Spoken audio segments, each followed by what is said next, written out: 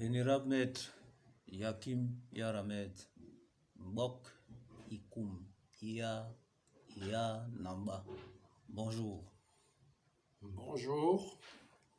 Comment vous vous portez? Bien. Ok.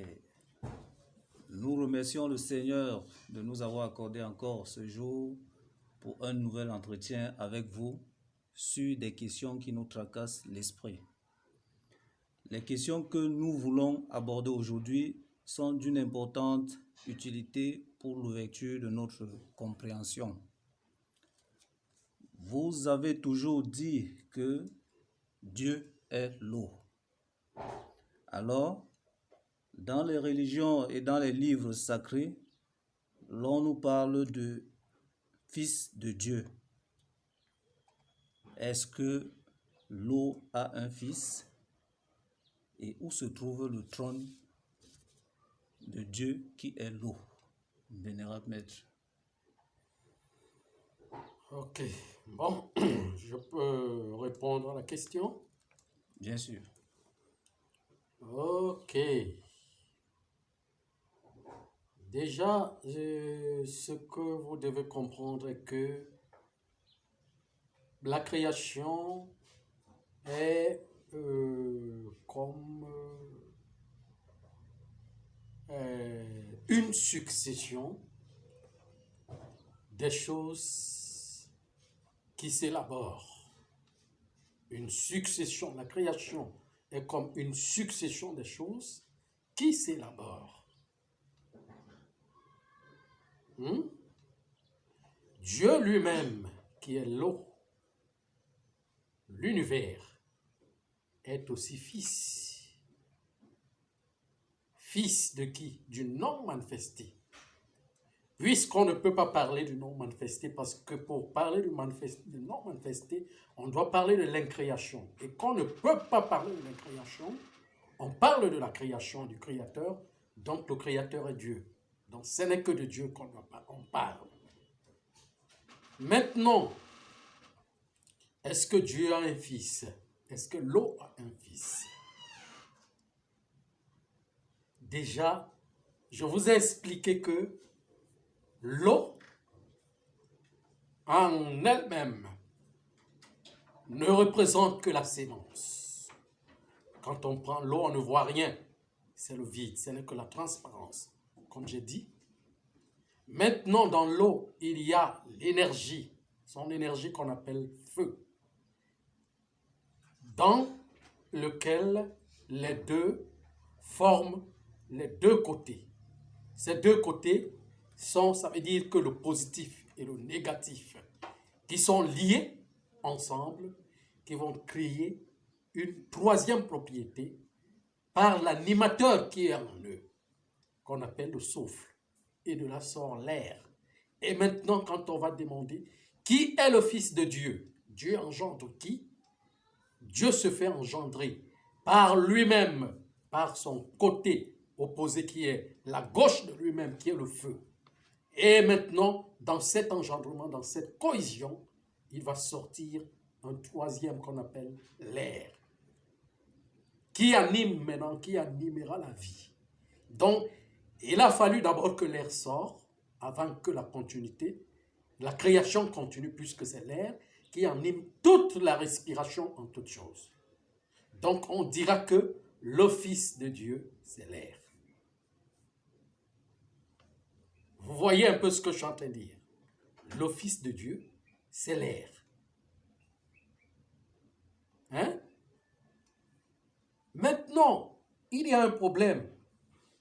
Dans certaines religions, comme par exemple l'islam, on dit que Allah ne se fait pas engendrer et n'a jamais engendré. Vous savez pourquoi? Ça devient un problème de polémique. Ça veut dire que chez les musulmans, ils sont en train de... Ça veut dire ils ont écrit cet aspect-là pour contredire les autres, comme les chrétiens qui parlent du Fils de Dieu. Donc là, on ne parle plus de l'intelligence cosmique. On revient sur la polémique. Ça veut dire que nous devons contrecarrer les autres parce qu'il parle de fils, et nous devons les contrecarrer par rapport à la domination de chaque religion qui cherche à s'installer. Et maintenant, quand on écrit ça dans le Coran, on ne fait pas référence à la grande substance. Déjà, on revient sur la personnalité, la petite humanoïde. Puisque les chrétiens ou les autres, quand ils parlent de Fils de Dieu, on parle de la personnalité humaine. On parle d'un humain. Par exemple, puisque quand moi je viens dire des choses, je les dis clairement. Je reviens même à dire encore aux humains que l'homme qu'on parle dans la création n'est pas l'humain. L'humain n'est pas cet homme qu'on parle. Cet homme qu'on parle. Donc l'humain est en dehors de toute cette conception. Vous voyez. Donc,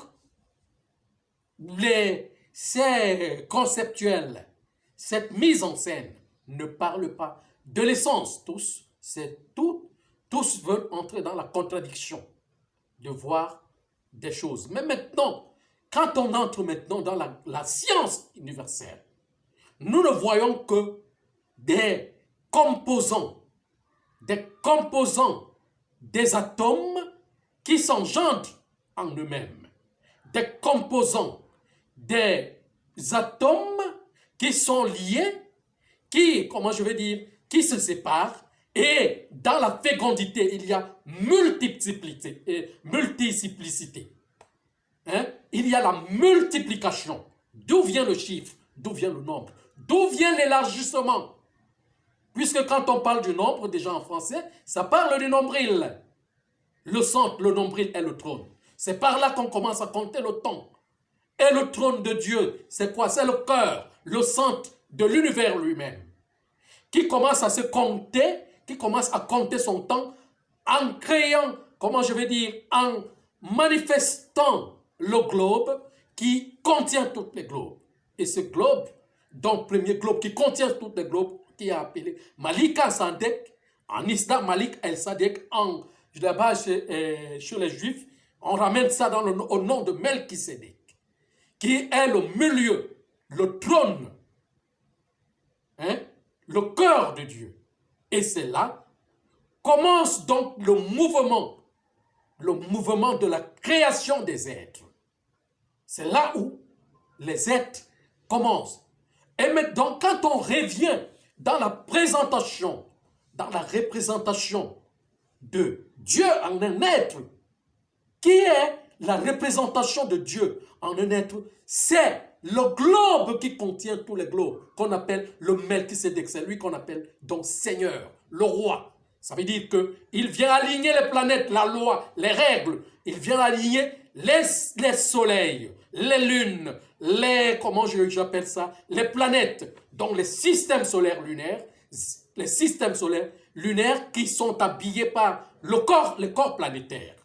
Vous voyez un peu ce que je suis en train de dire. Qui sont des règles de la création. Donc, on appelle loi. Donc, quelle est l'être qui représente Dieu? Si on vous pose la question, quelle est l'être qui représente Dieu? Vous répondez, le trône de Dieu. Et qui est le trône de Dieu? C'est son cœur. Et le cœur de Dieu, c'est le globe qui contient tous les globes.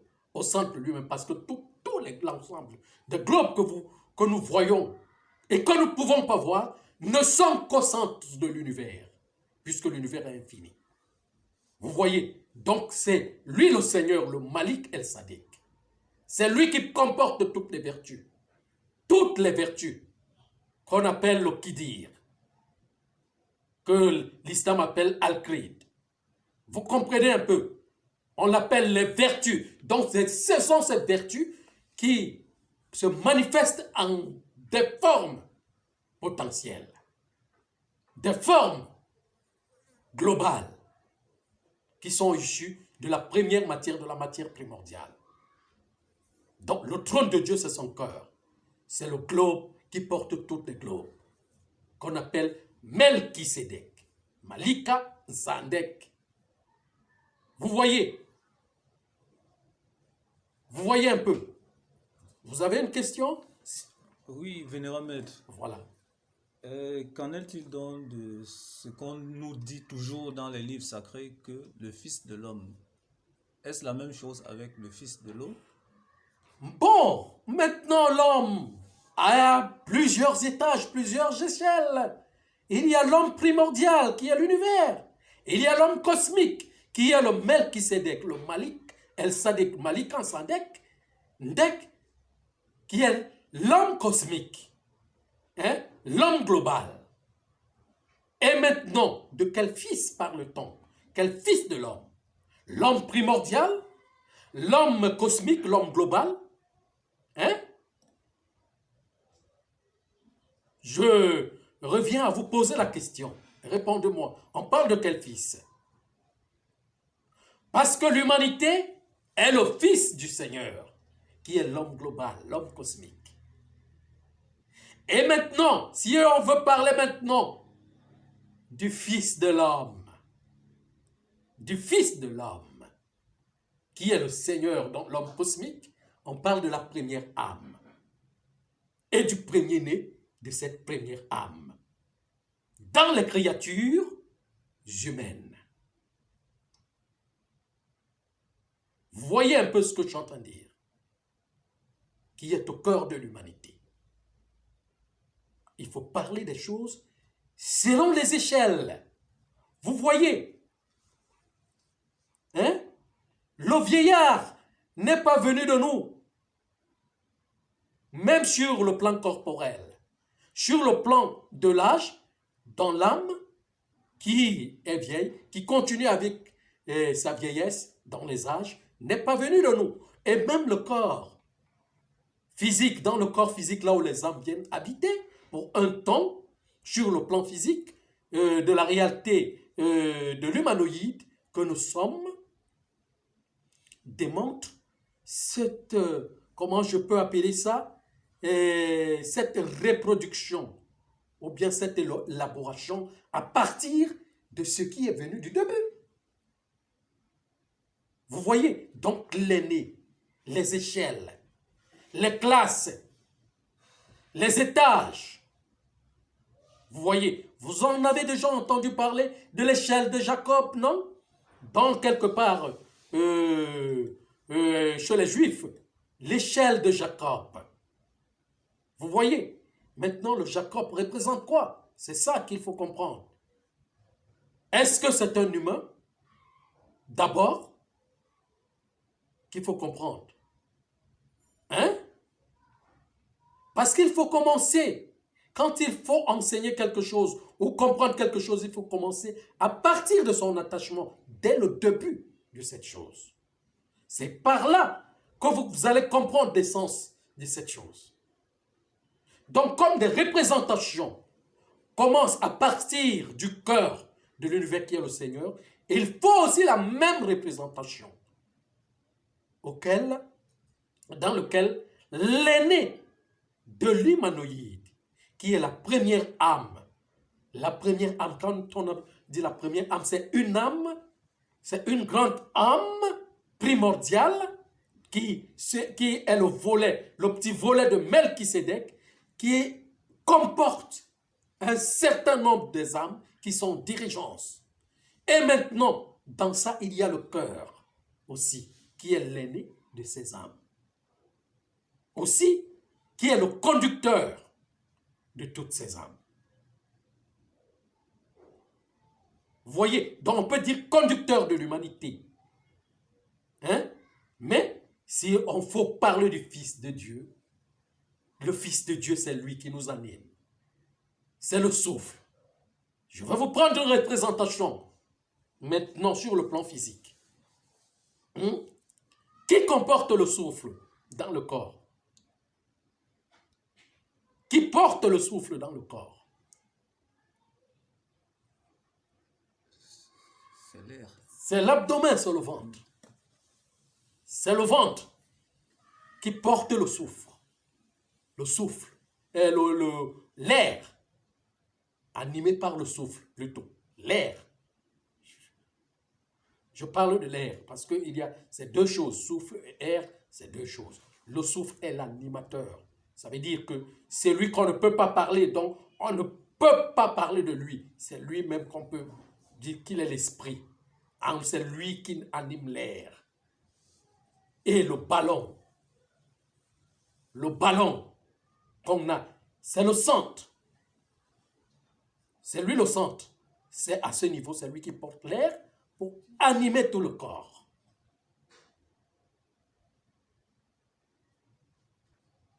Bien que la respiration doit sortir du nez, qui est à la hauteur, mais cette respiration, cet air est conditionné dans le ventre, dans le centre. C'est ça qu'on appelle le trône. Là où est conditionné l'air pour nourrir, donc le souffle, pour nourrir tout le corps avec de l'air. Vous voyez, si on entre, le mécanisme de l'air sort dans l'eau. Si le mouvement s'arrête dans l'eau, l'air ne circulera plus dans le monde. Parce que les uns et les autres pensent que peut-être l'air sort du vide. L'air sort de l'eau pour animer le vide, animer toute chose. Et si l'air n'est pas là, tous les atomes vont disparaître. La création va rentrer dans le non manifesté. Et quand on dit maintenant, qu'on parle maintenant du Sauveur, ça veut dire que quoi? Ça veut dire que dans l'air, dans l'alchimie, il y a des niveaux de contenance d'air. Il y a l'air, totalement l'air animant des organes supérieurs et l'air animant des organes inférieurs. Vous voyez, bon, c'est une alchimie ou bien un système anatomique que vous n'allez pas comprendre. Je ne peux pas entrer dans l'explication puisque vous avez vos termes dans la science, moi j'ai mes termes. Si j'entre dans l'explication avec mes termes, on va s'égarer. On va parler le même français, mais ça ne sera plus les mêmes choses. Vous voyez un peu. Puisque là, moi je vais prendre des références dans le français le plus ancien, dans les dénominations des plus anciens. On me posera la question comme pourquoi le français? Puisque c'est ça que la majorité écoute, c'est le français qui a colonisé, c'est la France qui nous a colonisés. Et dans la majorité, dans la pédagogie, il faut que j'utilise la langue la mieux comprise par un certain nombre, par un certain nombre qui est dans le marché, je peux dire, dans le marché mondial. Vous voyez un peu. Mais sinon, la langue que je peux parler peut t'expliquer, comme si j'entre par exemple dans la langue de ma tribu, je peux aussi expliquer des choses à partir de là aussi. Donc n'importe quelle langue que je peux apprendre, je peux expliquer les choses à partir de là. Donc je les explique en français. Il ne faut pas que les gens posent la question pourquoi le français. C'est son avantage. Vous voyez un peu, c'est son avantage. Que par là, il y a beaucoup de choses qui ont été codées. Je vous ai dit qu'il est composé du sanskrit, du latin, comment on appelle, de l'araméen et du grec. Et même eux ne sont pas venus d'eux-mêmes. Ils sont venus à partir à partir des autres origines. Vous voyez un peu. Donc l'air sort de l'eau. L'air sort de l'eau. Regardez à la montée de la marée au niveau de la mer. L'eau, la température change et comment je peux appeler ça? L'air augmente dans la nature. Parce que c'est à ces moments-là dans la journée, à la montée, aux deux montées des marées, l'air doit sortir pour réanimer toutes les créatures. Ça se fait chaque jour sur le plan naturel. L'eau le fait. C'est la continuité, c'est le travail. Quand on dit la continuité de l'objectivité de la création. Ça doit monter pour nourrir toutes les créatures. C'est ça qu'on appelle, parce que le souffle qui a emmagasiné le travail dans tous les 12 heures du temps sur sa plate, à son centre lui-même, doit le renvoyer. C'est pour cela que la marée va monter, parce que le souffle va, va doubler de sa force pour propulser l'air qui va nourrir toute la nature. Parce que il faut que la vie doit continuer. Il faut que le gaz, le gaz qui s'est formé dans la journée, puisque quand nous respirons, nous rejetons du gaz carbonique. Tout respire, même les végétaux rejettent du gaz carbonique, les animaux rejettent du gaz carbonique. Tout ce qui respire, même les rochers, les montagnes, rejettent du gaz carbonique. Ce gaz carbonique doit être, ne peut pas circuler, continuer à circuler pendant les 12 heures. Et il faut que le souffle, étant au centre de la plaque liquide des sources, doivent se réanimer pour renvoyer encore de l'air, pour absorber ce gaz carbonique que tous nous avons respiré pour nous redonner encore de la vitalité. Vous voyez, donc ça se passe chaque jour. Vous comprenez? Ça se passe chaque jour.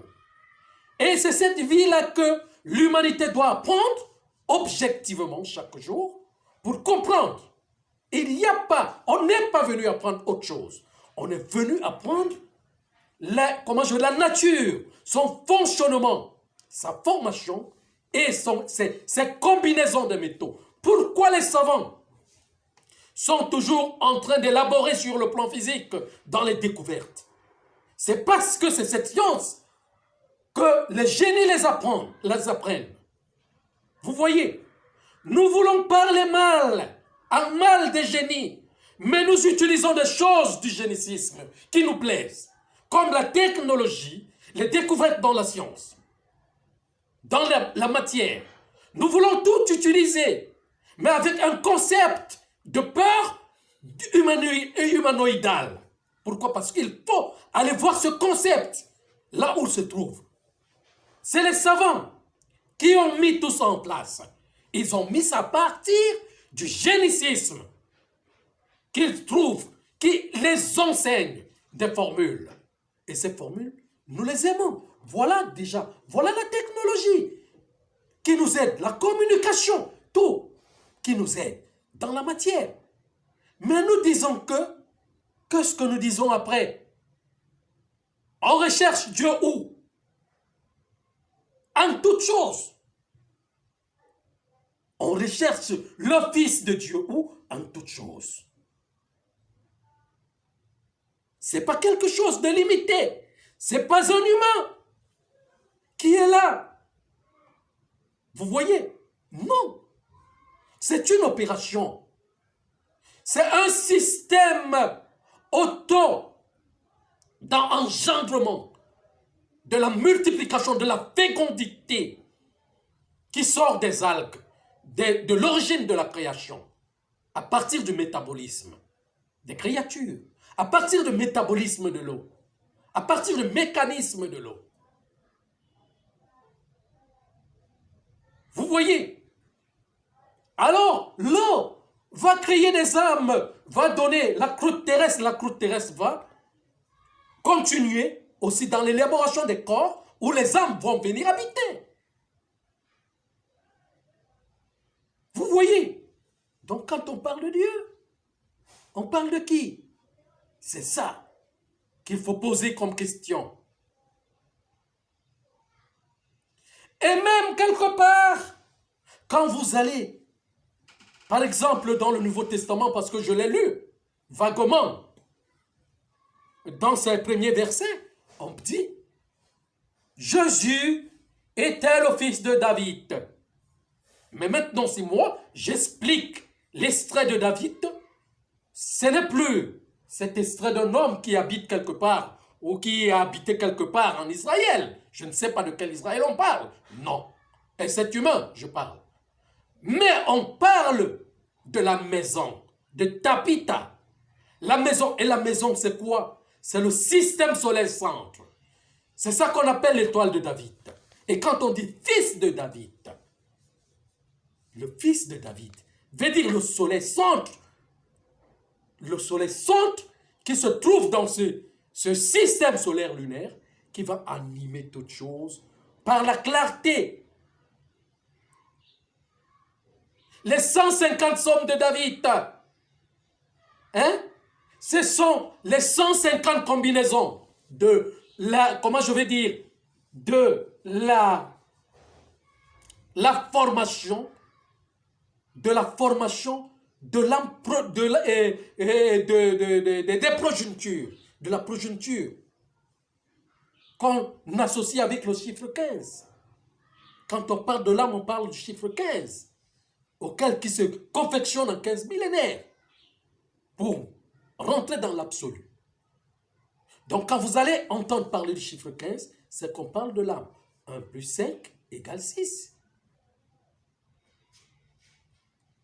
Et le 6, c'est quoi? Le 6, c'est l'élaboration de la matière. 6 vient de la fécondité, 6 vient du mot sexe. La composition de la matière. Vous voyez, qu'on appelait Sissi. Vous comprenez un peu ce que je suis en train de dire? Oui. Bon, maintenant, vénérable maître, vous, quelle est votre classification face à l'eau? Vénérable maître, quelle est votre... La classification, comment je ne comprends pas. Vous êtes quel... si on peut utiliser les termes de fils, comment peut-on vous appeler face à l'eau? Je suis l'enfant. Je suis l'enfant. L'enfant. Tout simplement. L'enfant de qui, vénérable maître? L'enfant du Seigneur. L'enfant du globe. L'enfant du Seigneur, l'enfant du globe. Je suis une créature du globe. Du fils de la formation de la première âme. La formation de la première âme, l'aîné. C'est comme ça. Bon, mais nous pouvons aussi vous appeler fils, le fils de l'eau, le fils de l'eau. De qui? L'eau? Bon, Oh. c'est un peu abusé. Non. Fils de l'eau. Non. Non. Fils de l'eau et de... Comment je vais dire... fils de Ekaïssa. Ok. Fils de Ekaïssa. Notre globe, on l'appelle Ekaïssa. Ekaïssa. Donc, fils de Ekaïssa. Fils du Seigneur, parce que notre globe est inclus du Seigneur. Donc, il est un Seigneur. Aussi. Une partie du Seigneur est appelée Seigneur. On l'appelle roi, le royaume aussi. Donc, je suis le fils de ce royaume. Alors, donc, il y a des échelons, des échelles.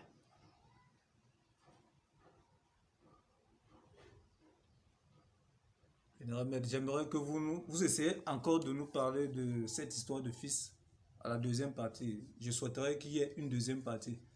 Vous essayez de classifier ces fils-là. Oui, bon, mais il faut poser des bonnes questions. Il faut poser la question la question qui correspond, qui me donne des réponses. Oui, Parce oui. que si je ne vous comprends pas très bien, je ne peux pas très bien vous répondre.